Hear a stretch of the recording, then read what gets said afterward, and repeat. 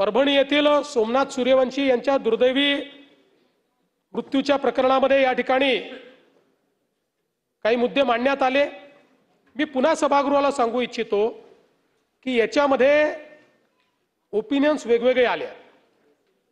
पहिल्यांदा जे काही कारण दिलंय शॉक फॉलोइंग मल्टिपल इंजुरीज असं कारण दिलेलं आहे आणि हिस्टोपॅथॉलॉजीचा जो रिपोर्ट आहे त्यामध्ये मयताच्या हृदयास ट्रिपल वेसल डिसीजचा गंभीर आजार असल्यामुळे मृत्यू झाल्याचं त्यात दिलेलं आहे आणि म्हणून ह्या दोन वेगवेगळे ओपिनियन आल्यामुळे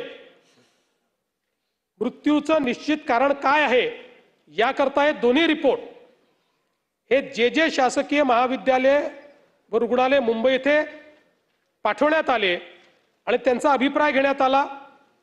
त्या अभिप्रायामध्ये त्यांनी आता दिलेला अभिप्राय असा आहे की मृत्यू हा coronary artery disease with acute coronary syndrome यामुळे झालेला आहे। त्यामुळे हा काही निष्कर्ष सरकारने काढलेला नाही, हा निष्कर्ष हा जेजेने दिलेला आहे। तथापि अजूनही सरकार याच्यात अंतिम निष्कर्षाला आलेलं नाही। या संदर्भात एक आपण कमिशन नेमलेलं आहे, त्या कमिशनचा रिपोर्ट आल्यानंतरच या संदर्भातला अंतिम निर्णय घेण्यात येईल।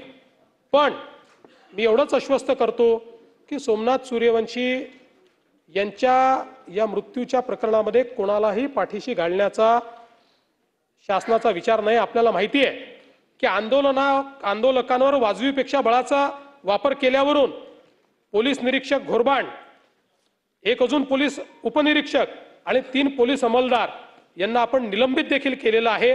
त्यामुळे आता मुंबई उच्च न्यायालयाचे न्यायमूर्ती VL अचलिया यांच्या अध्यक्षतेखाली ही जी काही चौकशी चाललेली आहे त्याचा रिपोर्ट आल्यानंतर या संदर्भातला अंतिम जो काही निष्कर्ष आहे तो सरकार काढेल, एवढंच या निमित्ताने मी सांगतो।